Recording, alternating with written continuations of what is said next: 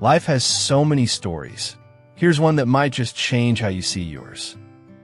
Have you ever loved someone in the way you thought was best, only to realize later they never asked for that kind of love in the first place? Sometimes we give so much, not because the person asked, but because we assume they needed it. We craft fantasies in silence, assign roles in our minds, and begin playing parts in a story they never agreed to be part of. That's exactly what happened to me. I was in this situationship with this lady for more than 2 years. 2 years? Yep, I know that sounds crazy, but let's just say it was more complicated than it looked. The more I explain, the more you'll probably understand how and why it dragged on for that long. To put it simply, we never really officially dated, but we were definitely more than friends. We lived through days, months, and years with the silent hope, at least on my end, that we'd eventually get to the height of romantic love. But that hope never saw the light of day. Those years of talking to her felt promising, especially when we spoke on the phone. Long conversations, effortless laughter, genuine interest in each other's thoughts.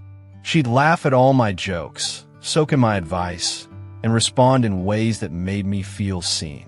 Honestly, she ticked every box. I still remember our first ever conversation. It was almost magical. I found myself opening up in ways I rarely did, and she listened attentively, only speaking when I nudged her with a question. Very smart young woman, that one. Perhaps the only thing missing that night was a kiss, because it felt like the perfect date, even though we had plenty of company around. But here's where I made my first and biggest mistake. This was someone I had known since high school. Back then, she was quiet, really quiet, and carried a sort of innocent, naive vibe. So I made a conscious decision not to rush things. I thought she needed time, and I wanted to be the patient guy. I told her to take her time, that I'd wait. But instead of time maturing things between us, she showed me her worst. Her signals were the most confusing I've ever received.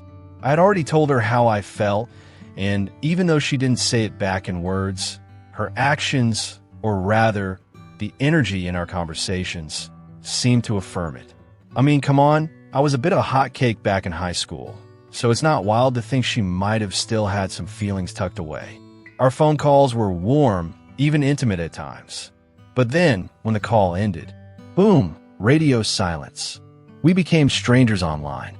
And for someone like me who loves texting, that was unsettling. Still, I gave her the benefit of the doubt. I'd tell myself maybe she was busy, maybe she didn't see my message. And she always had a solid excuse. Oh, I attended a church program, or I was in a youth meeting, or we were doing group studies. She wasn't always lying, but still, how convenient, right? Looking back, I was comforting myself with lies. And before you judge me, you should know she once told me she had never dated anyone before. So I figured her weird communication habits were just inexperience. I'd bring up her inconsistency, she'd listen attentively and promise to work on it, but she never really did. Every time I tried to walk away, she'd suddenly get her act together, just long enough to pull me back in. Hot and cold, on and off. That's how we ran this marathon of confusion for over 2 years. What finally snapped me out of it was one visit I paid her during her final year at university. I went to her hostel, and the moment I stepped in, she wouldn't take her eyes off her phone. Now, I wasn't jealous, not at all. I was just confused. This girl who barely replied my texts was now glued to her WhatsApp notifications. I couldn't believe it. The minute I left her place, I muted her status, stopped calling, and just like that, I was done. Months passed. She texted again, tried her old tricks, but this time it didn't work. I had reached my tipping point. Even now, she'll check in occasionally, try to perform friendship duties, but I no longer give her that grace. What for? Haven't you done enough? What more could you possibly want? Someone please ask her for me. Now, let's get to my favorite part. Shall we reflect on this story? Earlier on in the story, I said my biggest mistake was assuming too much. And it's a mistake a lot of people make, especially in the early stages of attraction. You meet someone, things feel good, and before you know it, you start telling yourself stories about who they are, and how they want to be loved. But you cannot assume for people how they want to be loved. Sometimes we see someone and immediately paint them into a version of love that makes sense to us.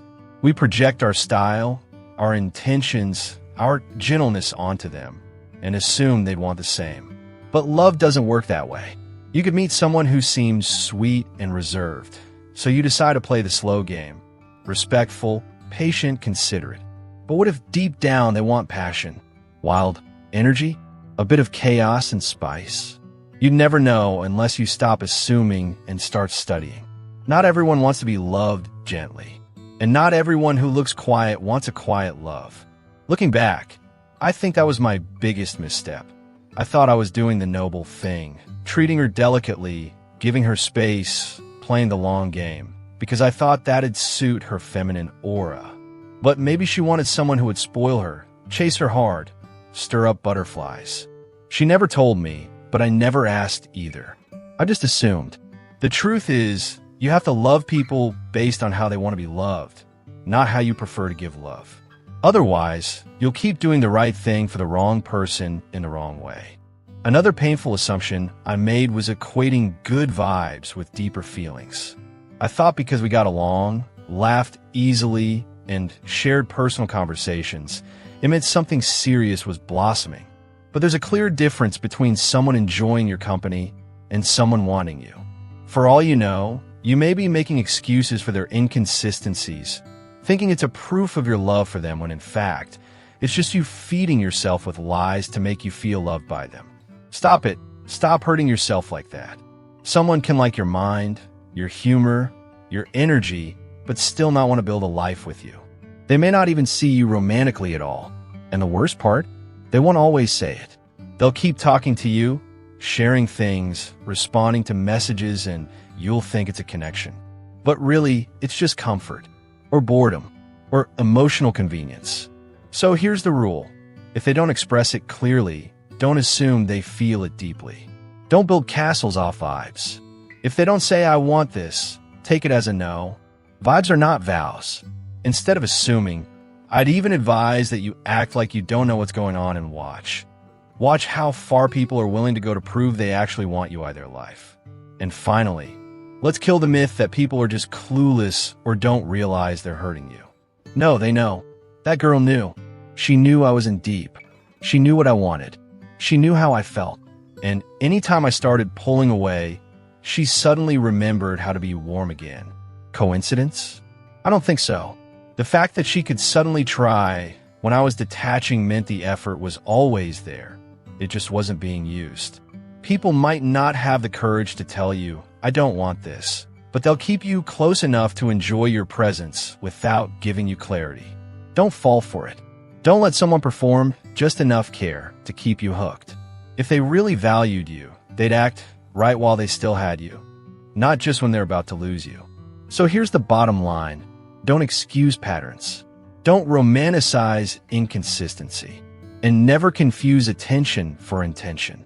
Take your time with those, because most times, people know exactly what they're doing.